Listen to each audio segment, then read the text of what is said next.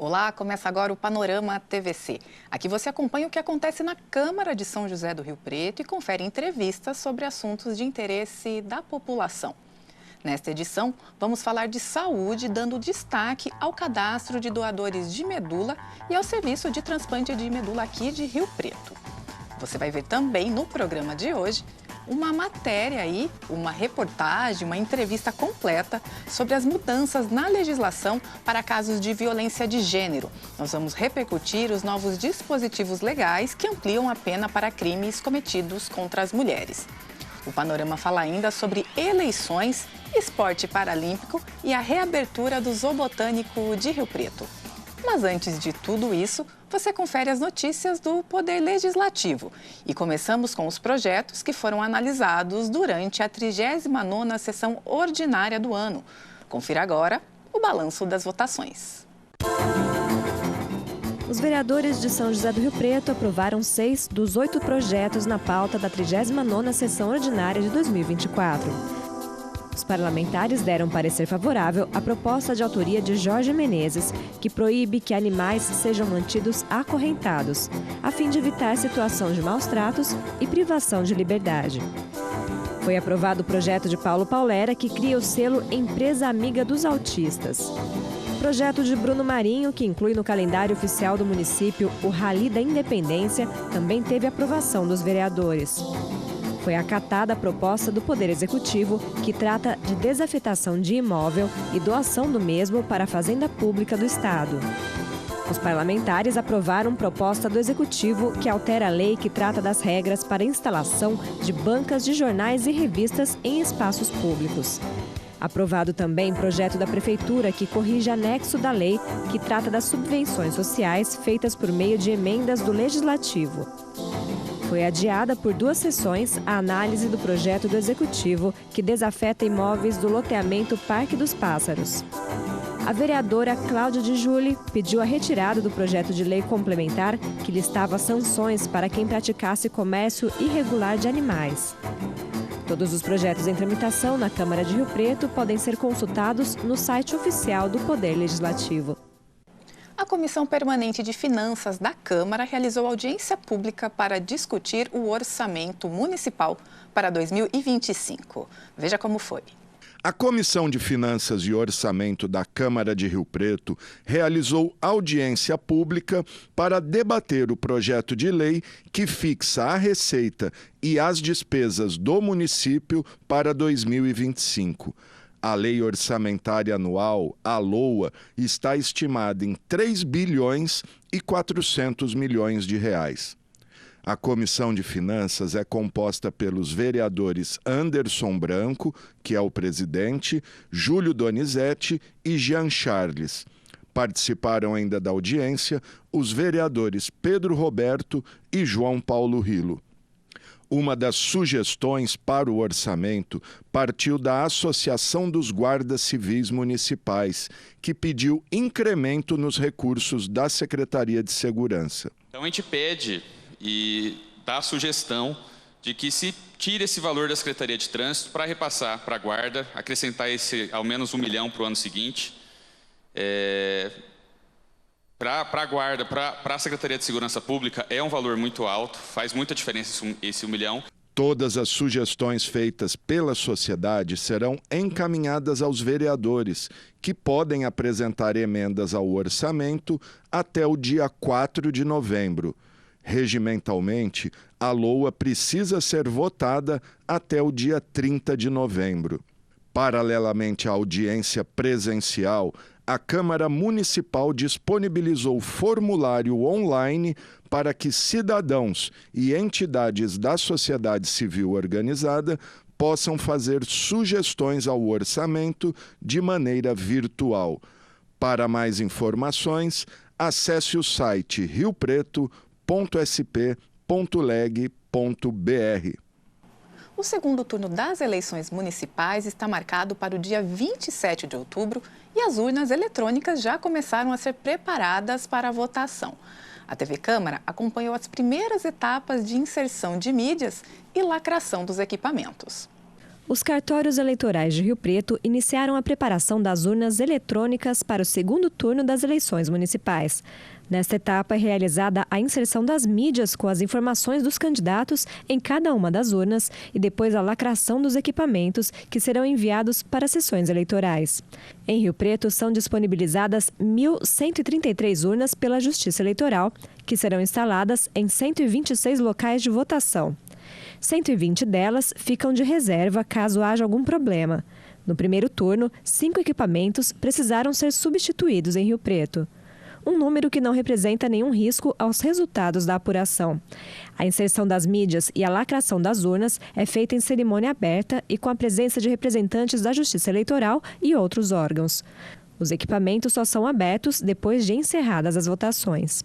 Tanto é que isso é uma cerimônia, né, feita com uma antecedência, com edital, justamente convidando as entidades fiscalizadoras, MP, OAB e o público em geral, né? No primeiro turno nós tivemos estudantes aqui acompanhando, que é importante que cada vez mais a Justiça Eleitoral propicie essa transparência para que as pessoas percam esse preconceito e entendam de vez que a urna é segura, né? Ela tem mecanismo de segurança, de inviolabilidade e é fundamental que assim seja feito. Nesse momento, né, a gente que gera as mídias para levarem os dois candidatos para as urnas, é um processo importante que faz essa geração dentro do nosso sistema, sem acesso à internet, e que tem todos os mecanismos de segurança, né, de rastreabilidade. Enfim, é um processo que é necessário e definitivamente vai dar segurança a todos os eleitores que assim fizerem seu voto. O juiz da Zona Eleitoral 268 fala sobre a integridade das urnas eletrônicas. O Tribunal Superior Eleitoral prevê várias fases, né, de testes de integridade e também de transparência de preparação para as eleições. No caso, agora o segundo turno. E hoje a cerimônia é de inserção das mídias nas urnas eletrônicas e também de lacração dessas urnas eletrônicas. Basicamente é alimentar essas urnas com informações dos eleitores e dos candidatos que concorrerão agora no segundo turno. O juiz eleitoral falou também sobre a expectativa para as votações em Rio Preto no segundo turno. Sem grandes intercorrências, o único senão que eu gostaria de dizer aqui foi a criação dos santinhos. Nós vimos em muitas sessões eleitorais muitos santinhos, aquela poluição ambiental. Esse é o único, vamos dizer, senão que teve no primeiro turno. Agora, em relação ao segundo turno, é transcorrer com muita tranquilidade, apenas 2 candidatos, votação bem rápida, e nós acreditamos que não acontecerá nenhuma intercorrência. Para o promotor de justiça Sérgio Clementino, que acompanhou a lacração das urnas, a segunda etapa do pleito em Rio Preto também deve transcorrer de forma tranquila. O primeiro turno foi uma eleição movimentada, mas tranquila. Tranquila porque nós não tivemos nenhuma ocorrência grave. Tivemos algumas pequenas ocorrências, notícia de boca de urna, santinhos jogados em frente às escolas, como acontece em outras eleições, mas não tivemos nenhuma ocorrência grave. Foi eleição tranquila, o sistema funcionou muito bem, os resultados foram apurados com rapidez, por volta de 8 horas da noite, entre 8 e 9 horas da noite já tínhamos todos os resultados aqui da cidade e a gente espera que no segundo turno também seja assim. Aliás, no segundo turno, a expectativa é que seja até mais tranquilo, porque como nós não temos a votação para vereadores, e como para prefeito são só 2 candidatos, então é comum que o eleitor vote com mais rapidez, com mais facilidade, a escolha é mais simples e nós temos expectativas de filas menores, de uma votação mais rápida e, se tudo correr bem, também uma votação tranquila como foi no primeiro turno. Certo. O senhor falou aí dos santinhos, É importante ressaltar que seguem as regras agora para o segundo turno. Não pode haver distribuição de santinhos na porta de escolas no dia da votação. Exatamente. Nenhuma propaganda é permitida no dia da votação, A propaganda de rádio e TV vai até a quinta-feira, depois vão acabando as outras, carreatas, passeatas, a publicação em jornais e revistas, até que no dia da eleição mesmo não é permitido nenhum tipo de propaganda, qualquer propaganda que for feita nesse dia caracteriza crime eleitoral, inclusive a distribuição de santinhos ou a abordagem de eleitores nos locais de votação é totalmente proibido no dia da eleição. E ainda falando sobre eleições municipais, você sabia que mesmo quem não compareceu às urnas no primeiro turno pode votar na segunda fase do pleito, no dia 27? Bom, quem traz os detalhes é a repórter Mariana Dyer. Confira.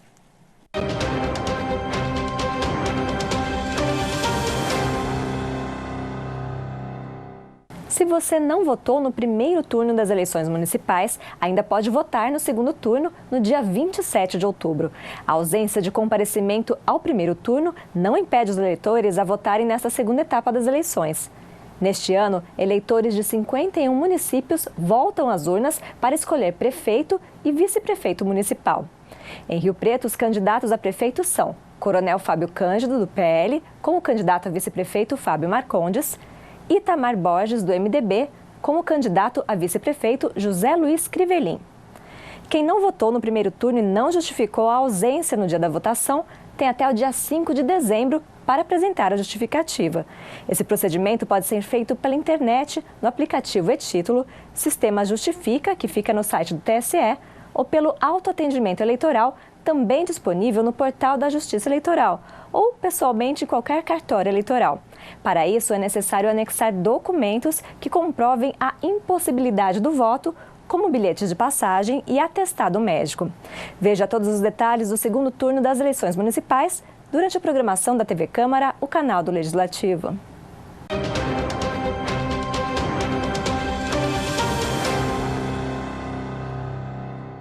E no próximo bloco vamos falar sobre o cadastro de doadores de medula óssea e também sobre o serviço que realiza transplantes de medula aqui em Rio Preto. Voltamos já.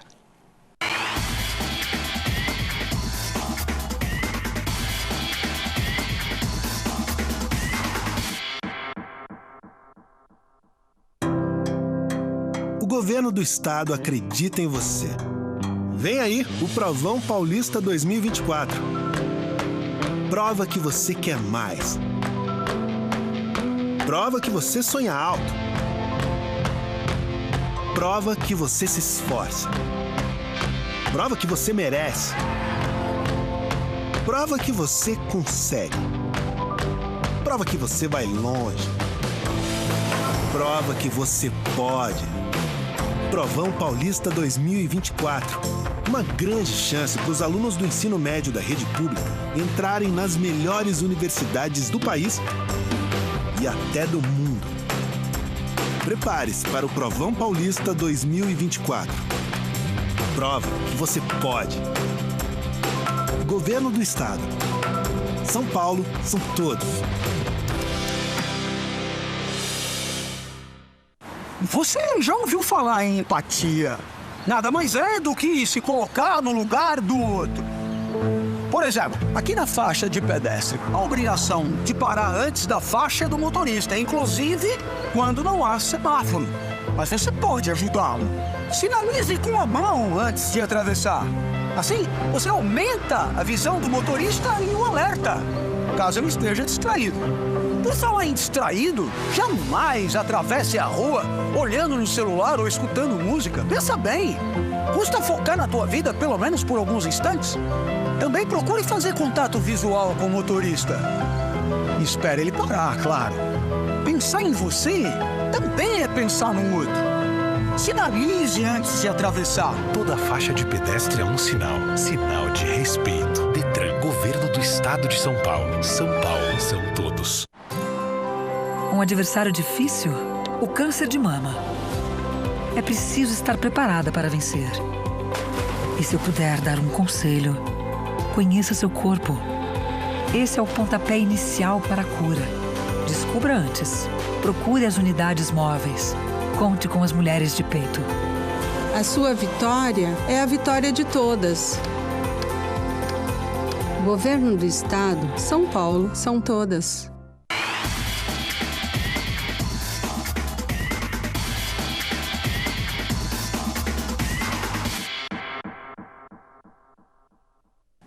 Estamos de volta com o Panorama TVC e o assunto agora é saúde.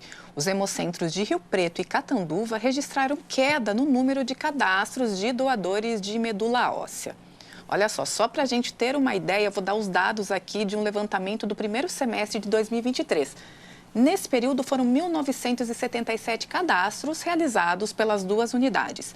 Já no primeiro semestre deste ano, foram 1.788 cadastros, uma queda de quase 10% nos registros. Bom, a redução no número de doadores voluntários muitas vezes está relacionada à falta de informação sobre como funciona todo o processo de doação. E para esclarecer as dúvidas que envolvem essa questão, eu recebo aqui no estúdio o médico hematologista João Vitor Piccolo Feliciano, que é chefe do setor de transplante de medula óssea da FUNFARM. Doutor, muito obrigada pela participação. Eu que agradeço a oportunidade de estar aqui com vocês, esclarecendo dúvidas da população e ter esse bate-papo. Vamos lá. Doutor, a pessoa que quiser se tornar uma doadora voluntária de medula óssea, como que ela procede? Que instituição que ela procura inicialmente? Certo. Em geral, essas pessoas, primeiro ponto, né, ter a vontade de doar, que eu acho que é o mais importante. Nessa doação, ela tem que partir de um movimento altruísta, né, da vontade de ajudar o próximo. Né, e os lugares que a gente, em geral, recomenda que sejam procurados são os hemocentros e os hemonúcleos. Né. Nas cidades em que existem, né, esses centros, né, fica mais fácil. Né. Tipo aqui Rio Preto e Catanduva, por exemplo, né? Isso, exatamente. Nas cidades do entorno, o que a gente faz ou a pessoa tem que se deslocar espontaneamente, ou então, de repente, aproveitar para doar um sangue ou participar de alguma campanha. Eu acredito que também os hemocentros e os hemonúcleos façam campanhas também nas cidades menores, tá certo? Mas é sempre o cadastro é feito nos hemocentros e nos hemonúcleos. Né? Doutor, e aí cheguei ao hemocentro, cheguei ao hemonúcleo. Como que é feita a coleta? Parece que é uma pequena porção de sangue apenas, né? Isso. Para se cadastrar, a gente precisa apenas de uma pequena amostra de sangue, porque vai ser feito um exame mais simples na triagem desses doadores para que você seja incluído no banco, né, do REREME, na verdade. Desculpe, o REDOME, que é dos doadores, né? E aí esse exame, ele vai servir como um teste, vamos dizer assim, como se fosse uma triagem para você alimentar esse banco, né, de informações do possível número de doadores que existe no Brasil, por exemplo. Obviamente, dentro desse escopo, não são todas as pessoas que são cadastradas que vão se tornar doadores. É por isso que esse primeiro exame ele é um exame mais simples, apenas para o cadastro. Tá? Quando eventualmente aparecer um paciente com uma necessidade, né, que esse paciente inclusive tem o banco que conversa com o REDOME, que é o REREME, que é o banco dos receptores, todos eles vinculados aí ao INCA, ao Ministério da Saúde do Brasil, né? Essas informações elas vão ser cruzadas, né? Então, para aquele paciente pode ser que apareça, por exemplo, 6, 7, 10 doadores, a gente não sabe. Essas pessoas, elas vão ser convocadas inicialmente não para fazer a doação, mas para fazer um novo teste que a gente chama de teste confirmatório. É nesse teste que a gente vai confirmar a compatibilidade entre o doador e o receptor. E aí esse doador ele vai ser convidado, né, a prosseguir com o processo de doação e vai ter que comparecer a um serviço para fazer uma avaliação clínica e laboratorial para dar seguimento no processo. Tá certo. Doutor, para ser doador tem um critério de idade, né, para você ser inserido no banco. Qual que é a idade? Atualmente o critério é de 18 a 35 anos para você entrar no banco. Mas é importante salientar para a população, né, que uma vez estando no banco, essa doação não aparentada, né, que é para as pessoas que não são parentes, pode acontecer até 60 anos. Então, uma vez inscrito no banco, eu posso ser um doador caso apareça alguém necessitando e seja compatível comigo até os 60 anos. Sim, exatamente. Doutor, e depois que a gente já está lá no cadastro, inclusive o REDOME é o terceiro maior banco de doadores de medula do mundo, né? Uma instituição ligada ao Ministério da Saúde. Quando algum paciente precisa, como é que é feito esse contato? Isso. A gente encontra, né, os dados eles se cruzam, né, dos dois bancos, o REDOME dos doadores e o REREME dos receptores, né? Esse doador ele é identificado, a equipe que está cuidando desse paciente programa o transplante do paciente. Isso é muito importante para os doadores saberem que isso é tudo programado, tá certo? Não é uma coisa que é de sopetão, não é uma coisa urgente, é tudo programado, né? Então a equipe que está cuidando do paciente manda essa solicitação para o INCA e o INCA repassa para os centros que fazem a avaliação do doador, sempre na melhor perspectiva de agenda do doador. Ok. Tá certo? Isso que é muito importante. Feito esse contato, e por isso que é importante, eu reitero para a população, sempre deixar os dados atualizados no REDOME, no site do REDOME, né? Exatamente, porque muitas vezes é muito triste você às vezes ter um paciente que precisa e você vai atrás do doador, o doador ele não é encontrado por uma questão de telefone, endereço, né? Exatamente, né? Então aí, feito esse contato, né, você vai ser avaliado num centro de doação, avaliação clínica clínica e laboratorial. É uma consulta bastante extensa, uma consulta de entrevista criteriosa, né, em que a gente vai avaliar a saúde do doador com entrevista, né, com exame físico, exame laboratorial. Claro que a gente quer priorizar também o tratamento do paciente, mas o mais importante para a gente naquele momento que está avaliando o doador é a segurança do doador. Doutora, a gente está falando aqui de doador, mas recorrer a um banco é uma segunda opção, porque pode ser que você encontre um doador na família, né? Esse índice dessa compatibilidade familiar é alto? De que forma ela acontece? Geralmente são parentes mais próximos mesmo, ali o núcleo familiar mais central. Como é que funciona? Em geral, o primeiro lugar que a gente vai buscar doador para uma pessoa que precisa são os irmãos. E é importante salientar que esses irmãos, inicialmente, eles precisam ser de mesmo pai e mesma mãe, porque é o único jeito da gente encontrar alguém com 100% de compatibilidade, né? Para cada irmão de mesmo pai e mesma mãe, a gente tem uma chance de 25% de ter uma compatibilidade total. Né? Então, é um quarto, mais ou menos, de chance, né, para cada irmão. Né? Caso não haja esse irmão 100% compatível, a gente tem umas opções de seguir em frente, ou utilizando algum doador do banco, por isso que aí está a importância, né? Querendo ou não, apesar da gente ter evoluído as técnicas de transplante, de doação nos últimos anos, ainda existem pacientes que precisam da ajuda dos doadores do banco, né? Então, a gente vai atrás dos doadores do banco. Caso também o banco não possa nos ajudar, não tenha doador disponível, por exemplo, a gente pode recorrer a parentes que sejam 50% compatíveis atualmente, né? Tá? Então, assim, é possível fazer isso. Mas o mais importante, que eu acho que é o seguinte, obviamente a gente tem uma técnica e uma lógica para a gente escolher o doador para esse paciente, tá? E independentemente, assim, não existe um doador melhor que o outro, existe aquele doador que está lá quando você precisa. O possível ali naquela situação. Exatamente. Né? Eu dou sempre esse exemplo porque muitas vezes a gente encontra doadores rapidamente no banco, o Redome ajuda a gente bem com isso, em poucas semanas, mas tem pessoas que não vão encontrar doador ou vão demorar um tempo longo. E às vezes a doença da pessoa, a gente precisa tratar de maneira rápida por conta que tem risco de recidiva, principalmente das leucemias. Então, muitas vezes nós atuamos aí fazendo um transplante com os parentes 50%. Entendi. Doutor, lembrando que a questão da compatibilidade nesse caso não é ligada, por exemplo, ao tipo sanguíneo, né, que a gente possa imaginar inicialmente. É uma proteína específica que você chama de compatibilidade imunológica, né? Isso.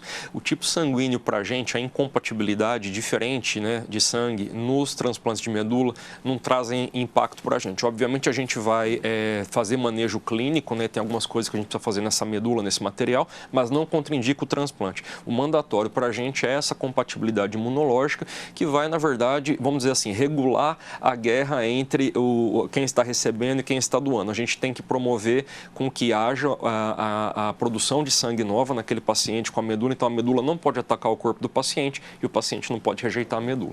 Hoje aqui no Brasil a gente tem um índice aí de uma a cada 100 mil, doutor, para você pensando em encontrar um possível doador compatível, aí é isso? Isso. Nos dados do Redome, atualmente, eu acredito que para você encontrar um doador não aparentado, né, a taxa mais ou menos está cerca de 1 em 100 mil. Tá? Por isso a importância da gente abastecer esse banco, então, né, doutor? Isso, e a gente tem a característica também da população brasileira, que nós temos uma população heterogênea e miscigenada. Então, a chance da gente encontrar, né, obviamente, nos últimos anos, ela melhorou bastante, mas ela é ainda, por exemplo, mais baixa do que, por exemplo, determinados países da Europa. Entendi.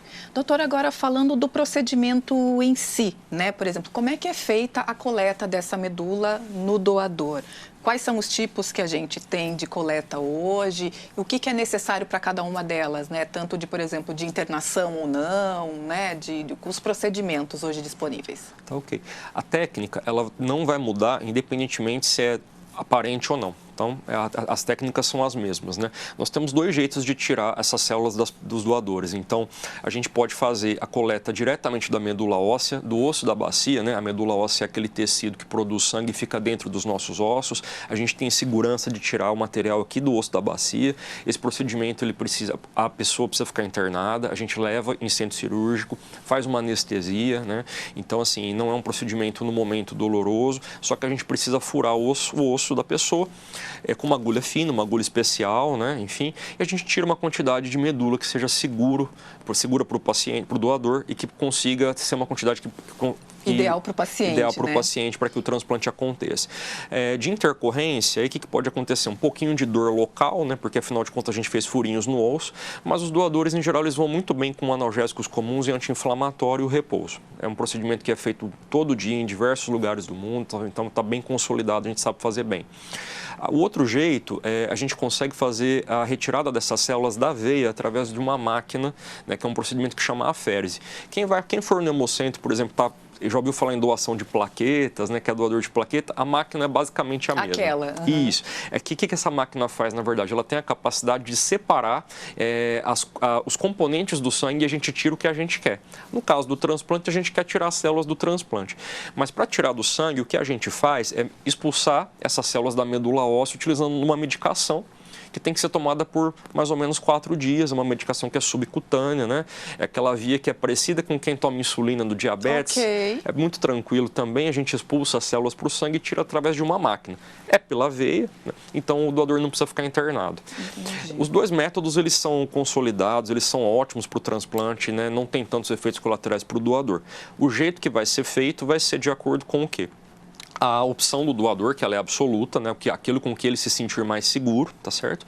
A doença do paciente, que em geral, por exemplo, para crianças e para doenças benignas, a gente utiliza mais a fonte medula óssea, né? Para as doenças oncológicas mais avançadas, em geral, a gente prefere sangue periférico, né? E, é claro, a expertise do centro que está coletando, tá? Então, são essas escolhas que a gente leva em consideração.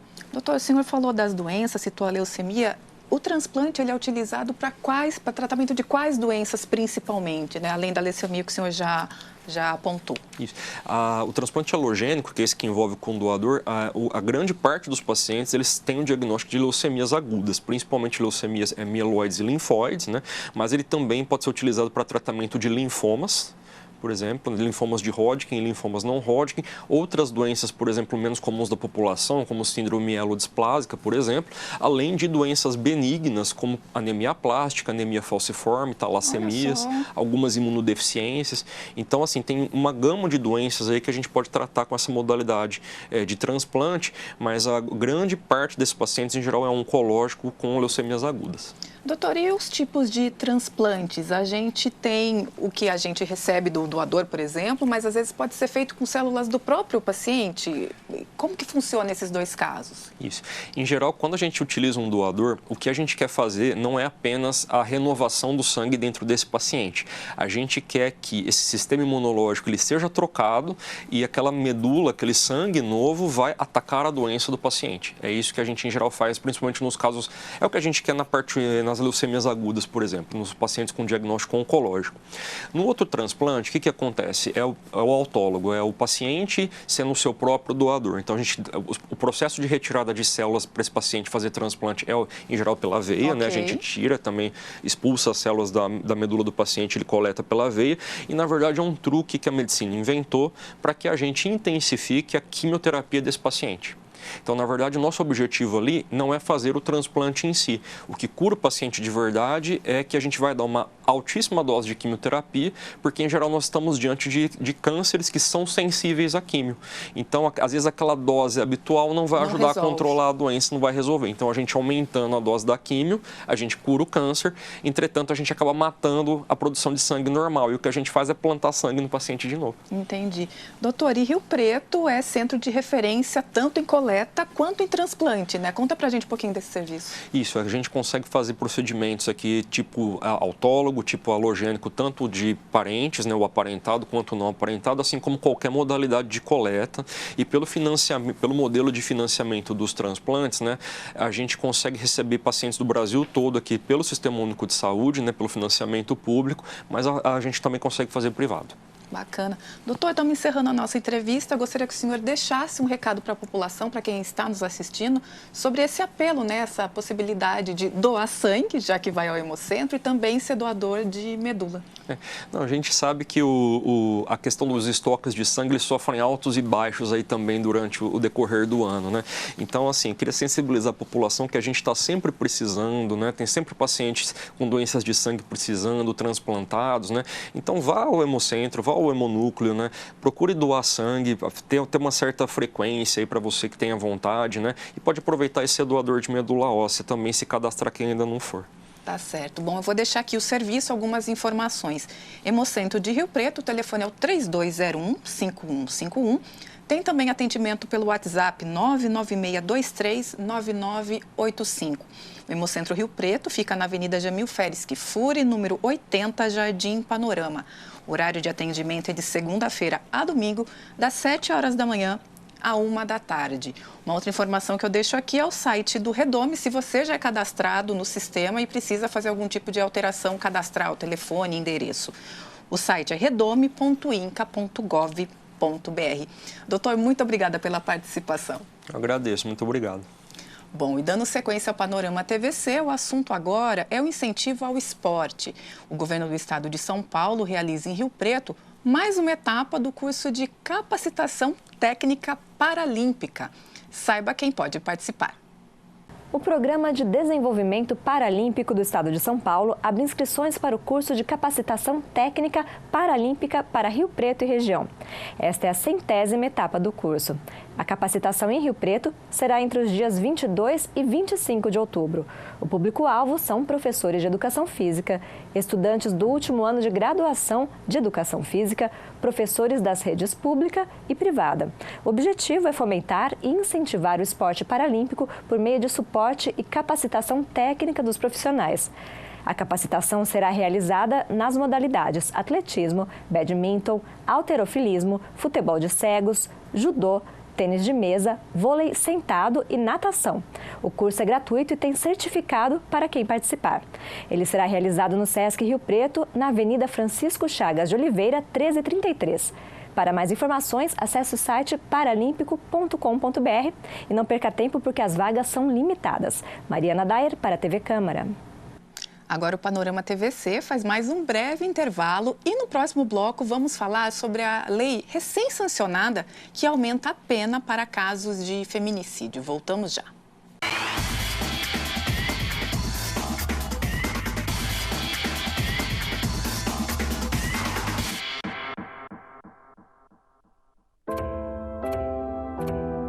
Professores transformam vidas. Mas você já parou para pensar quantas pessoas cada professor ajuda a formar? Veja o professor Osmar, em 56 anos de carreira, ajudou a formar mais de 10 mil estudantes. Será que ele tem noção disso? Para homenagear e mostrar a importância do trabalho dos professores, lotamos um grande teatro. Cada pessoa aqui representa um dos alunos que seu Osmar inspirou. Inclusive eu, que fui sua aluna. Muito obrigada, professor. Para que os professores continuem inspirando os nossos estudantes, o governo federal oferece cursos de atualização, aperfeiçoamento, especialização e formação de professores. Conheçam os cursos em gov.br/MEC. Fé no Brasil. A gente está no rumo certo. Ministério da Educação, Brasil, União e Reconstrução. Se apronte para votar, se achegue e se informe bem, que o segundo turno já vem. O segundo turno acontece no dia 27 de outubro, das 8 às 17 horas, horário de Brasília. Confirme seu local de votação. Apresente um documento oficial com foto. Leve uma colinha com o número do candidato e deixe seu celular no local indicado. Onde houver segundo turno, a votação será para prefeita ou prefeito. Justiça Eleitoral, a justiça da democracia.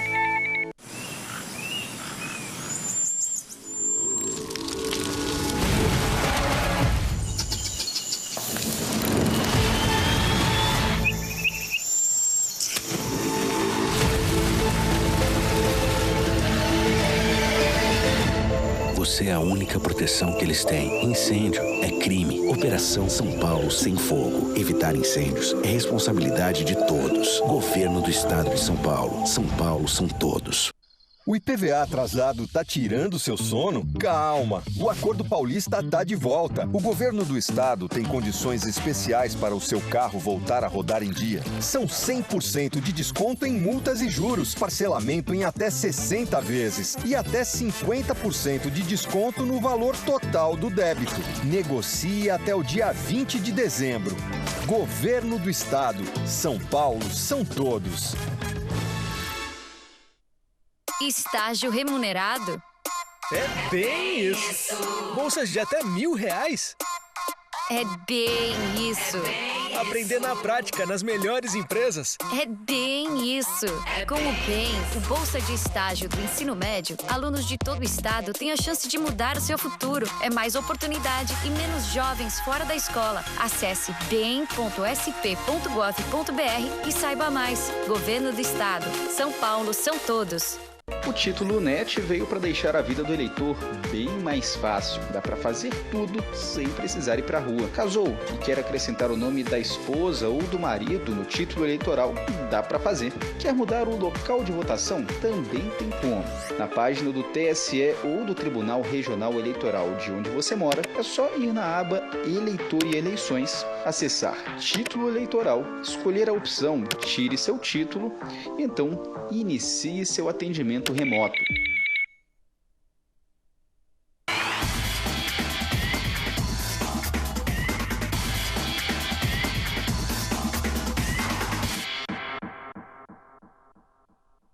Estamos de volta com o Panorama TVC e o assunto agora é a lei que amplia para até 40 anos a pena para o crime de feminicídio, que é o assassinato de mulheres com um contexto de violência doméstica ou de gênero. A lei, que foi sancionada no dia 9 de outubro, agora há poucos dias, também agrava as penas de outros crimes praticados contra as mulheres. Sobre esse assunto, eu converso com a advogada Isabela Borges, que é especialista na defesa de mulheres. Doutora Isabela, muito obrigada pela participação. Eu que agradeço, Vivian. É um prazer estar aqui com vocês para tratar sobre esse assunto tão relevante e importante para a nossa sociedade. Exatamente. Doutora, a gente está falando da lei número 14.994, que promove aí modificações em várias outras leis, Código Penal, Lei de Execução Penal, a Maria da Penha, a fim justamente de coibir a violência praticada contra a mulher. São várias as mudanças. Uma delas é que o novo texto define o feminicídio como um crime autônomo. Ele está ali tipificado num artigo específico agora, né? Sim. Como é que era antes e qual que é a importância dessa mudança? Bom, primeiro é muito relevante falar que essa lei ela é nomeada como pacote antifeminicídio, né? E isso é muito importante porque o Brasil ele é um país que tem a 5ª maior taxa de feminicídio do mundo. Ou seja, é o país que mais mata mulheres no mundo em razão da condição do sexo feminino, em razão dela ser mulher, né? É diferente de uma violência praticada contra um homem, que é geralmente através de uma violência urbana. Não, as mulheres estão sendo mortas por seus, na maior porcentagem dos casos, por seus companheiros, por seus parceiros, dentro de casa e em razão simplesmente delas serem mulheres. Então, antes, o feminicídio, ele era uma qualificadora do crime de homicídio e ele tinha uma pena de 12 a 30 anos. Então, agora, como crime autônomo, né, ele tem uma pena de 20 a 40 anos, ou seja, uma pena bem alta, aumentou a pena. E essa mudança, ela representa uma importância que o legislador está dando para esse crime, uma visibilidade para esse crime, ressaltando que é necessário essa repressão, né, para a prevenção, para que esses crimes não mais ocorram, considerando que o Brasil tem essa taxa tão alta de feminicídio, de morte de mulheres, né? Mas eu gostaria também de ressaltar que somente essa repressão não é suficiente, né? Eu não sei se todos concordam com isso também, mas isso é um debate muito amplo dentro do direito, que é importante sim nós darmos a visibilidade para o crime, para aumentar as penas, né?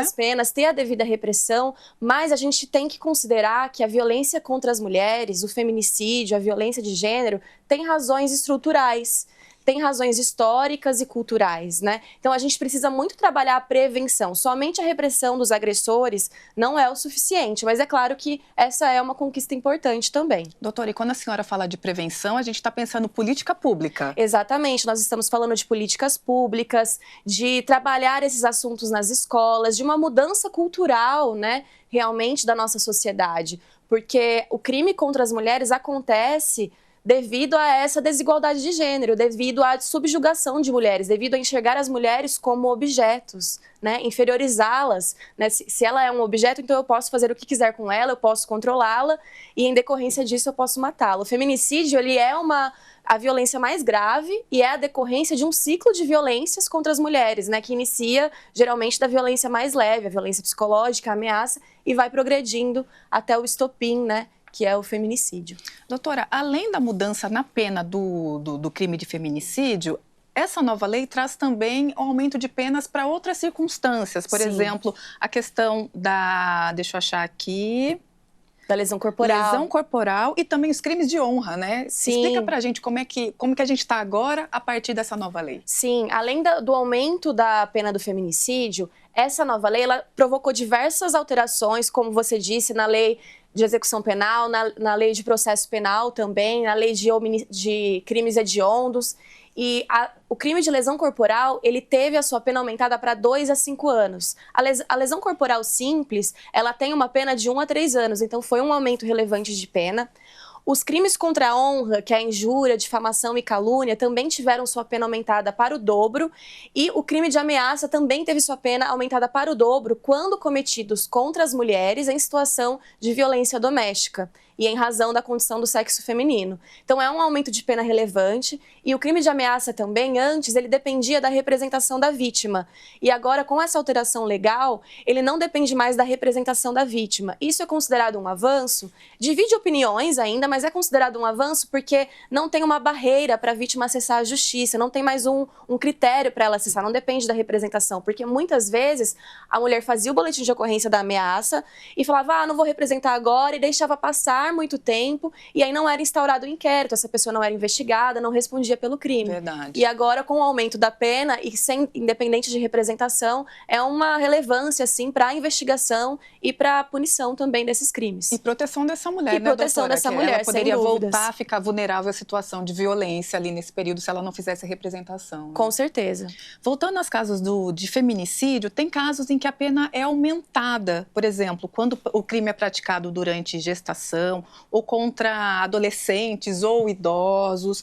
Explica pra gente como é que são essas questões. Sim, além do aumento da pena do feminicídio para 20 a 40 anos, também tem aumento da pena de 1/3 até a metade quando o crime for praticado contra mulheres na gestação ou logo após o parto, nos 3 meses após o parto, que é uma situação de extrema vulnerabilidade, ou quando o crime for praticado na presença dos familiares, de crianças e de idosos também. Isso é algo muito relevante, né? Porque a gente sabe que a violência contra a mulher atinge a mulher e acaba também repercutindo em toda a família. A criança que está presenciando essa violência, ela também está sendo violentada indiretamente. Ela também está trazendo problemas psicológicos nesse sentido. Então, é uma alteração, sim, relevante. É como eu disse, o legislador está dando a visibilidade e a importância para esse tema, né? Está ressaltando aos nossos olhos isso e tendo a repressão. Mas volto a ressaltar que somente a repressão é insuficiente. A gente precisa falar também sobre prevenção, sobre prevenir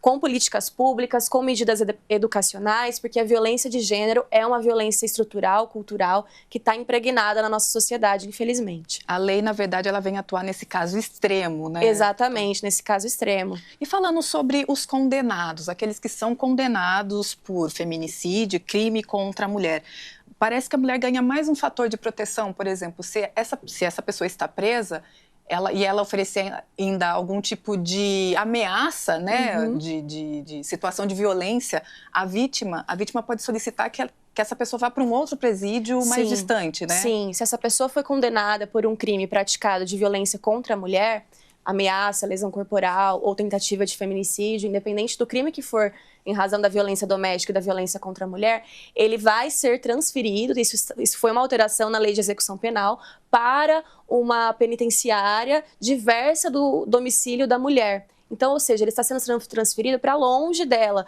porque em situações de saídas temporárias, ele não vai estar no mesmo local e não vai oferecer um risco para ela. Então, é uma medida que traz uma maior segurança para essa mulher. Além disso, teve outras alterações na lei de execução penal também, como, por exemplo, quando for o momento da progressão de regime, ter a tornozeleira eletrônica também, né, para ter essa monitoração desse reeducando que está ali cumprindo a pena, considerando que ele cometeu um crime de violência contra a mulher, ele está saindo da prisão e ele ainda pode oferecer algum risco ou ameaça para essa mulher. E também a progressão do regime da pena, ela também está mais alta, a porcentagem de pena que ele tem que cumprir para progredir o regime da pena. Está em 55%. Né? Então, quando antes a gente era fala, 50%, né? Antes era 50%. E quando é um crime cometido sem violência ou grave ameaça, é 30%. Né? Então, é um aumento também relevante de cumprimento da pena. Bacana. Pra Como a senhora progredir. mesmo colocou, a lei vem dar esse amparo, mas a gente precisa também ficar atento ao Sim. que o poder público vai oferecer de amparo para essa mulher, né, no caminhar da vida dela aí, para ela não ficar tão vulnerável a casos de violência e a outros casos também, né? Sim, Doutora, eu com queria que a certeza. senhora deixasse um recado para quem está nos assistindo, se porventura conhece alguém que passa uma situação de violência ou seja vítima de uma situação de violência, que órgãos procurar, onde que ela encontra esse apoio inicial? Sim, com certeza. Eu gostaria de deixar uma mensagem que é muito relevante: denunciar e buscar ajuda. Se você está em uma situação de violência, se você conhece alguém, não deixe de denunciar, procurar a Delegacia de Defesa da Mulher. Em São José do Rio Preto, nós temos o CRAM, que é o Centro de Atendimento à Mulher Integral, com psicólogas, assistentes sociais, advogadas. Nós temos também a Defensoria Pública. E é muito importante denunciar e solicitar a medida protetiva. Na nossa cidade, em São José do Rio Preto, hoje, todas as mulheres que possuem medidas protetivas, elas não foram mortas. Os crimes de feminicídio que estão acontecendo são de mulheres que não denunciaram, que não buscaram ajuda. Isso em nossa cidade, né? Nós temos essas estatísticas. Inclusive uma vara da violência doméstica. Sim, aqui, nós né, temos doutora? uma vara da violência doméstica. Então, essas medidas protetivas em 48 horas no máximo, elas são concedidas e é realmente um instrumento muito relevante de proteção. Então, se você é vítima ou conhece alguém, procure denunciar e busque ajuda. E para quem não está nessa situação, mas conhece alguém, é importante sermos rede de apoio, estarmos ao lado dessa mulher. Isso é fundamental. Perfeito. A doutora citou aí vários órgãos onde as denúncias podem ser feitas e eu vou dar serviço aqui com os telefones. DDM, Delegacia de Defesa da Mulher aqui de Rio Preto. O telefone é o 3233-2910. Tem também a Central de Atendimento à Mulher, pessoal, que é o Ligue 180, um serviço que funciona 24 horas por dia. Casos de emergência, a Polícia Militar também pode ser acionada, 190.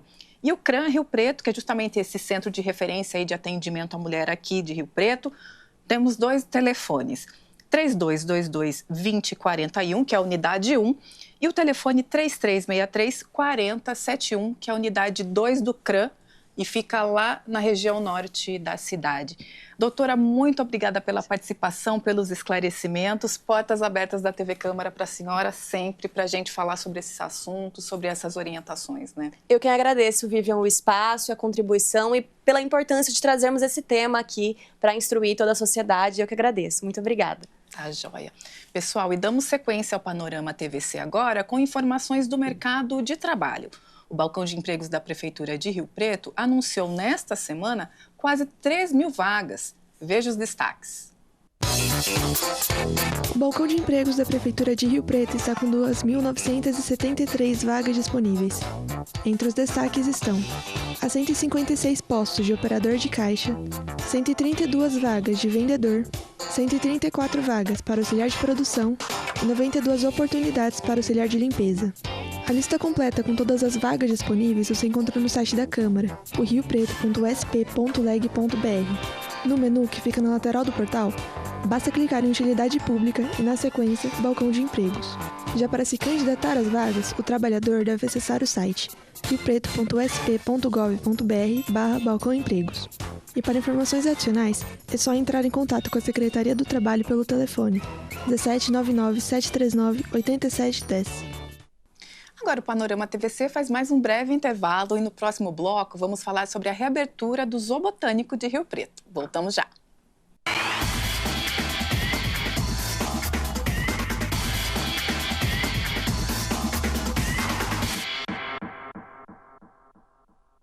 A violência contra a mulher pode começar silenciosa e tomar um caminho perigoso, mas todos nós podemos ajudar, percebendo, enfrentando e interrompendo a violência antes que seja tarde. Se você sabe de algum caso, acolha a mulher, ligue 180 para se informar e denuncie a violência. Vamos agir, encarar e mudar essa realidade. Feminicídio zero. Nenhuma violência contra a mulher deve ser tolerada. Brasil, União e Reconstrução. E se eu pudesse escolher, gostaria de deixar meu coração para quem sabe que o amor é a coisa mais preciosa que existe. Deixaria meus pulmões para quem respira a vida com leveza. Confiaria meus olhos a alguém que, como eu, quer ver um mundo melhor. E deixaria minha pele para quem ama sentir a vida. E se eu pudesse escolher, escolheria fazer a diferença na vida de outras pessoas. Eu escolhi. Eu sou doador de órgãos. A vida não precisa ter ponto final. Fale com seus familiares e seja doador de órgãos. Essa conversa salva vidas.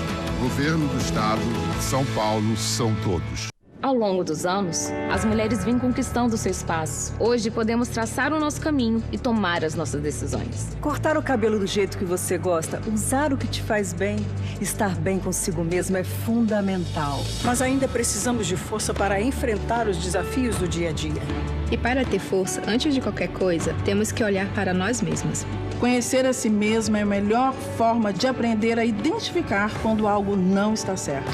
O câncer de mama e o câncer do colo do útero são 2 dos tipos mais comuns entre as mulheres no Brasil. Mas existe prevenção e tratamento para eles. Por isso, é importante se cuidar o ano inteiro. Mulher, seu corpo, sua vida. Ministério da Saúde, Brasil, União e Reconstrução.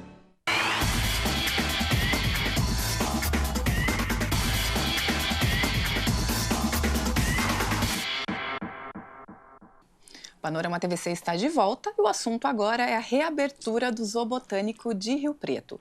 O espaço, que ficou fechado por 1 ano e 6 meses para a reforma, volta a receber o público no início de novembro.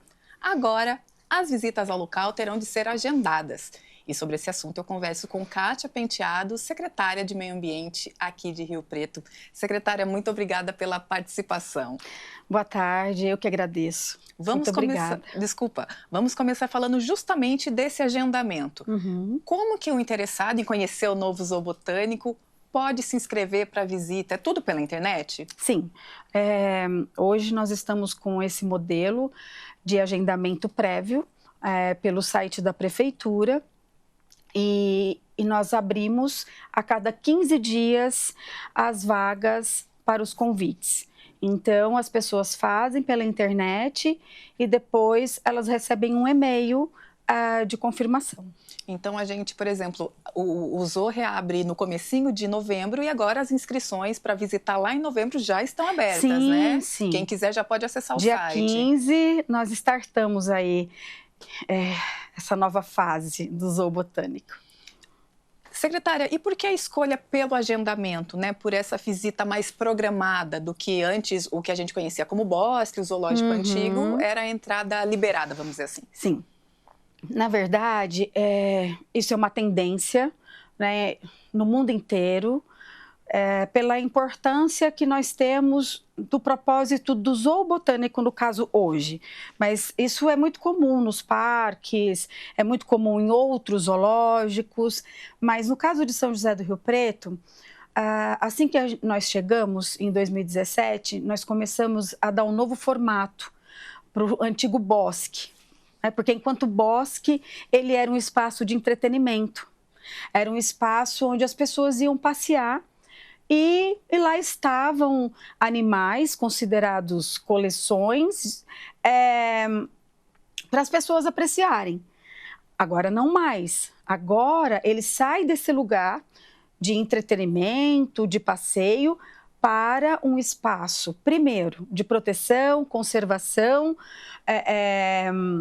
cuidado com os animais e também um espaço de educação ambiental. Então, nós mudamos o perfil. Por quê? Porque nós nos transformamos num centro de conservação da natureza. Então, hoje já acontecem, por exemplo, reproduções no zoológico que nós, em parceria com outros espaços, nós conseguimos repovoar outros biomas. Exemplo do casal de antas que foram para o Rio de Janeiro. Então, hoje é um outro olhar. E mais do que isso, dentro da educação ambiental, é mostrar para as pessoas, contar para as pessoas, por meio de visita guiada, quem são aqueles animais, por que estão ali e como que seria bacana se eles pudessem estar na natureza. E o espaço vai ser aberto tanto para o público em geral, por exemplo, uma família que quiser agendar a sua visita, quanto excursões, escolas, entidades. Isso. Boa pergunta, porque assim, é bom lembrar que nós estamos ainda em um período de teste. Por quê? Porque é tudo novo. Para nós, envolvendo nova tecnologia, por exemplo, de agendamento, hoje nós temos controle de entrada.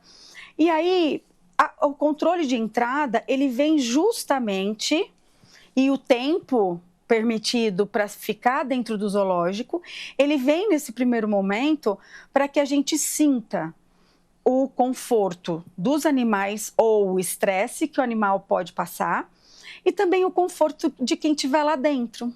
Entendi. Então, realmente, vocês estão testando, pode Exatamente. ser que isso tenha modificações Sim. ou não? Olha, nada é engessado, né? Eu falo que o planejamento, ele existe para isso.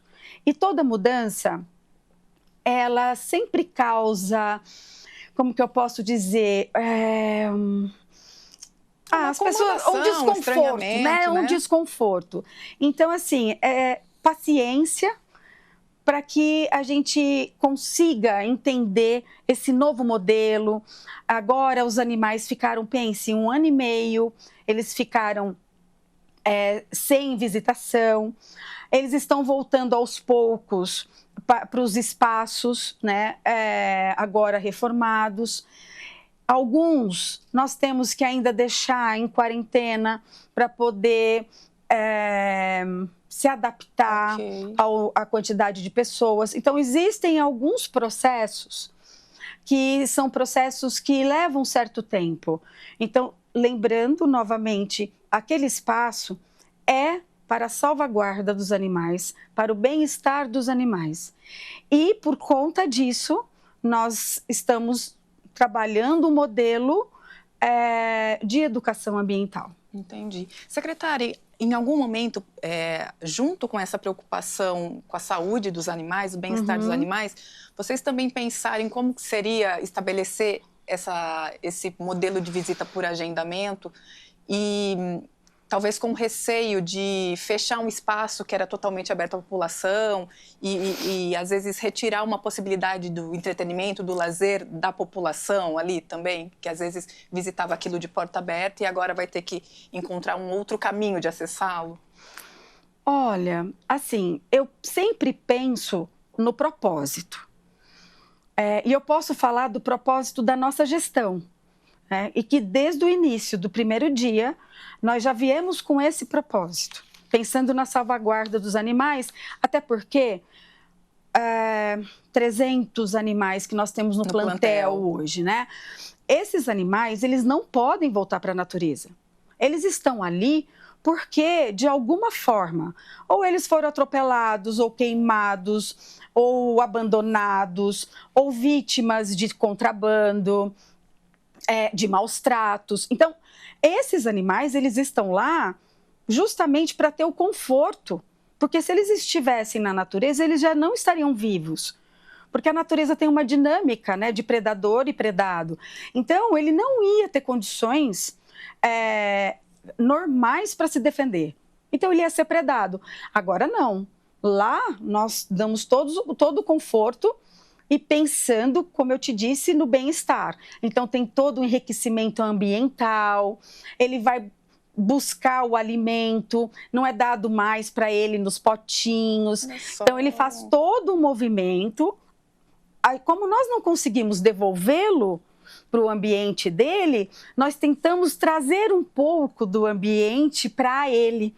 Então, para diminuir o estresse, né, para que ele tenha mais tranquilidade para entender o que está fora da grade do recinto. Então, tem todo um trabalho de muito cuidado, né, pensando sempre nos animais. Aí você fez dentro da sua pergunta, você traz uma questão importante também, da segurança. Isso é verdade. Ao longo desses 8 anos, vocês devem ter visto também, pela imprensa, uma criança que foi agredida, que foi atacada por um animal porque chegou perto de um recinto, pôs a mão dentro da grade. Tem vários casos ao longo da história de zoológico, de escapar um animal. Então, o que acontece hoje para nós? Por questão legal, porque todos os animais que estão lá, eles são protegidos por lei, então nós temos uma responsabilidade administrativa e criminal com relação aos animais. E mais do que isso, eles são animais selvagens. Então, nós também temos uma responsabilidade pelas pessoas que entram para fazer a visita no zoológico. Então, nós temos que pensar na segurança do bicho e na segurança das pessoas. E justamente por isso, para que a gente possa ter mais tranquilidade de monitoramento, é melhor que a gente tenha um número certo de pessoas que a gente possa acompanhar. Secretária, e agora o espaço vai ter ali disponível para o visitante 3 trilhas temáticas, né? Eu queria que você explicasse um pouquinho quais são as características de cada uma dessas trilhas, desses espaços, o que o visitante vai encontrar em cada um desses caminhos que ele vai observar. É muito legal essa pergunta. É assim, eu acho que esse é o nosso xodó, sabe? Essa questão das trilhas é a materialização mesmo de tudo que a gente queria para que as pessoas vivenciassem essa educação para o meio que a gente vive. Então, nós temos a trilha do tamanduá, nós temos a trilha da onça pintada, que vai chegar, nossa onça, nosso casal de onça vai chegar. E lobo-guará. Né? E o do lobo-guará. E a do lobo-guará, nós temos agentes ambientais ou monitores, cada um deles vai trabalhar toda essa trilha, e todos vão se encontrar e vão trocando as informações. E cada trilha, ela foi preparada justamente no direcionamento dos recintos.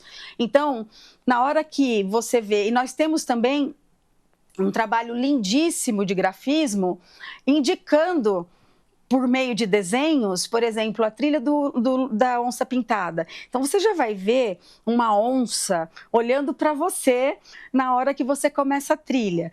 E vai passando pelo recinto dos felídeos e os monitores vão contando o porquê que aquele animal está lá, qual é o ambiente que ele vive, poderia estar vivendo, qual o bioma.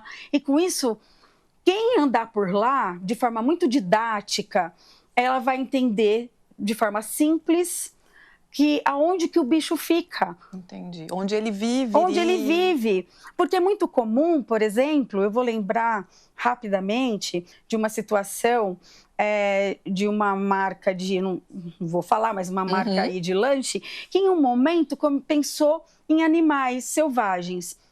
No Brasil, pensando em animais de outro bioma fora do país. E as crianças, quando elas pegavam um bichinho, elas achavam que era daqui. Então, a nossa proposta é justamente colocar esse sentimento de pertencimento, de estar mais próximo de cada pessoa que passar pelas trilhas, no sentido delas saberem que elas também podem contribuir para manterem os animais no habitat natural. E entender quais animais são daqui, quais não são. E mais do que isso, falando da educação ambiental, nós não vamos contar só a história do animal. Nós vamos dizer quais são os impactos, por exemplo, na nossa cidade, que causam a possibilidade do animal sair do lugar que ele está, ou para outro lugar, ou acaba chegando machucado no zoológico. Então, tentar aproximar a realidade para as pessoas. Nas franjas da cidade, nós temos lobo-guará, nós temos tamanduá, nós temos inclusive a sussuarana, que é a nossa onça parda. E a gente vê inúmeras notícias das onças que chegam ao espaço urbano. Exatamente. Então é isso. É tentar aproximar ao máximo as pessoas desse habitat que ela faz parte. E mostrar que esses animais estão mais próximos da gente do que a gente imagina. Tá certo. Eu vou passar aqui todo o serviço, pessoal. Agendamento de visitas ao Zoo Botânico pela internet no site riopreto.sp.gov.br/zoobotânico. Lá você vai perceber que tem todas as orientações sobre como proceder, os horários de visitas. E agora eu faço aqui um adendo, uma informação importante. Para você fazer o agendamento na visita do zoobotânico, você precisa ter um cadastro prévio no portal Cidadão da Prefeitura. Esse portal é o cidadão.riopreto.sp.gov.br. Ou você também pode fazer o acesso, pode fazer o agendamento, se você já tiver um cadastro no portal Gov.br, que é o portal do governo federal. Mas se você entrar lá no portal da Prefeitura, nesse site do zoobotânico, clicando ali você vai ter todas as orientações e todos os encaminhamentos. Falo agora sobre as visitas do público em geral. Elas serão de terça a domingo, nos seguintes horários: 9 horas da manhã, 11 horas da manhã, 1 da tarde e 3 da tarde, sempre mediante agendamento, como já destacamos aqui. Excursões de escolas e entidades serão de terça a sexta-feira em 2 horários, um pela manhã e um à tarde. Pela manhã, às 9 horas da manhã, e no período da tarde, às 2 horas da tarde. Essas excursões também precisam fazer agendamento. Você faz, se você for de uma entidade, de uma escola, você faz o contato inicial ali com o pessoal do zoobotânico e eles vão te responder, dizendo se tem a possibilidade daquele dia pretendido e daquele horário pretendido. Mais uma informação importante: o zoobotânico agora tem uma nova entrada. Fica na Avenida Nelson da Veiga, número 1312, Jardim do Bosque. É isso mesmo, né, secretária? É isso mesmo, perfeito. Uma nova entrada, o pessoal se atenta, que não é mais naquela que a gente já conhecia, né? Não, não é, até por conta da questão da acessibilidade. Porque hoje o zoo ele está preparado, por exemplo, para pessoas com dificuldades de mobilidade. Então, nós mudamos o projeto para que isso pudesse ser possível. Tá certo. Uma outra informação importante: se você é uma família, quer fazer o agendamento ali para fazer o passeio com a sua família, cada pessoa pode reservar até 5 ingressos. Se você estiver num grupo familiar maior, como é que você faz? Uma outra pessoa da família faz o cadastro e reserva a outra parte dos ingressos. Como é tudo por visita agendada, hora marcada, é necessário respeitar os horários. Então, o espaço de tolerância ali vai ser de 15 minutos. Não chegou a tempo, perde esse dia da visita, precisa fazer um novo agendamento. Mais alguma orientação? Kátia, quer deixar um recado para a população? Eu gostaria, muito. Assim, façam os seus agendamentos, tenham paciência com a gente, porque nós estamos nesse momento de teste. Assim, nós só estamos iniciando o processo tecnológico do zoológico, teremos mais facilidades com relação a todas as questões, né? Ainda nós vamos ter lá lanchonete, nós vamos ter uma loja de souvenir, um café. Então, tem muita coisa ainda para acontecer e essa jornada aí a gente vai terminá-la ou construí-la ou caminhá-la sempre juntos. Secretária, uma última pergunta: tudo de graça, né? A entrada é de graça. Sim, as catracas, elas existem justamente para fazer esse controle de pessoas dentro de entrada, mas também acompanhando o número de pessoas que estão no zoo nos períodos que foram agendados. Perfeito. Fica então esse recado. Você já pode acessar o site, fazer seu agendamento. As visitas começam já no dia 5 de novembro. Sim. Não conseguiu para o primeiro momento? Fique atento, porque quinzenalmente vão sendo feitas novas listas. Bom, o Panorama TVC termina aqui. Se você quiser rever este programa, basta acessar o nosso canal no YouTube. Estamos lá como TV Câmara Rio Preto.